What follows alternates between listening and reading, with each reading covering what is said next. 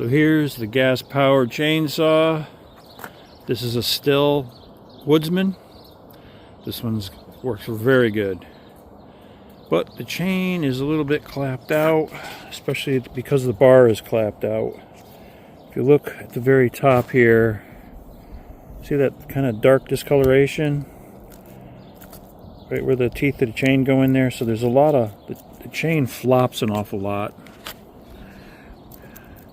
You know, it's not contained within that bar and guided straight. So when you cut, this is the return side. This is the side that's in the wood that's cutting.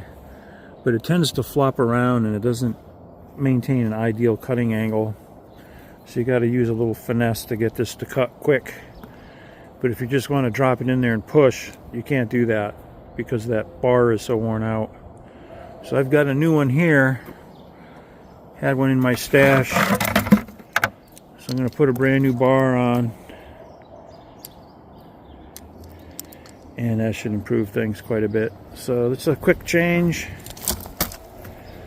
A couple of bolts and clean up the sprocket down inside this cover. And it's going to make things cut a heck of a lot better.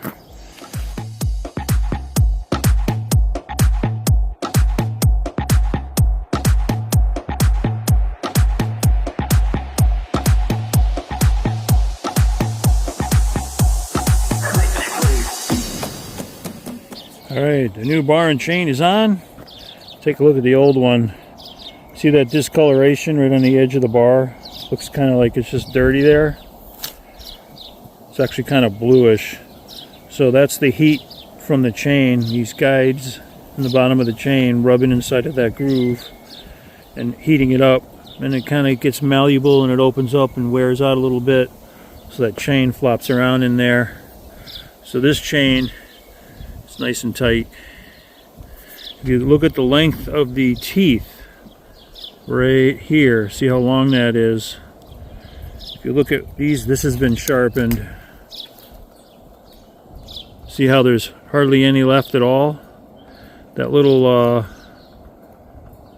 the little tick mark on the end there, that's kind of the extent that you can sharpen it, and then it's junk. So you can compare the little tick line on top of this one, right? You can see that little line. You can sharpen back to there, and then the teeth, it's like you got to throw the chain away. So here's a new chain. There's maybe 1/8 of an inch to 3/8 of an inch left to sharpen. This one here is pretty much sharpened as far as you can go, more or less. Yeah, you can't even see that line hardly. So this chain is more or less just junk. I've been using that chain for a couple of years. I sharpen my own chain. So here's my kit where I have everything. Here's my sharpening file. So I got all the tools I need in here. I got my, you know, all the things you need: wedges, bar lube, screwdrivers, you know, brushes and whatnot. So this is my kit that goes with my chainsaw. That's everything I need. So this is ready to go again. It's too early in the morning to be firing that up. It's probably 8 o'clock in the morning. That's too early to chainsaw. I might just stack this wood in the, take this wood and stack it in the back of the trailer. That way when I got to move it back there to the wood shed up in the back. So the ground's frozen, I can just back the truck up there with the trailer.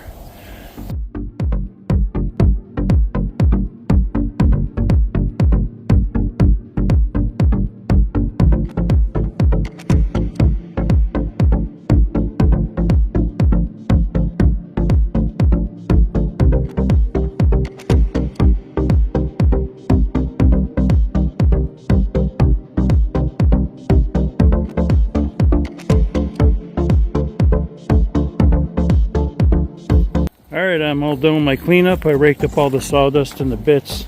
I don't want those getting caught in a snow blower if I come through here later. So here's what I ended up with. When this trailer is full to the top, that's 1/3 of a cord. And that's just from half of this log. So I would say between these two logs here, this one here I'm working on and this next one, That's going to be about a full cord just from 2 logs. And look at all the rest of what we got here. So we got a lot further to go, but we're already have a substantial amount already.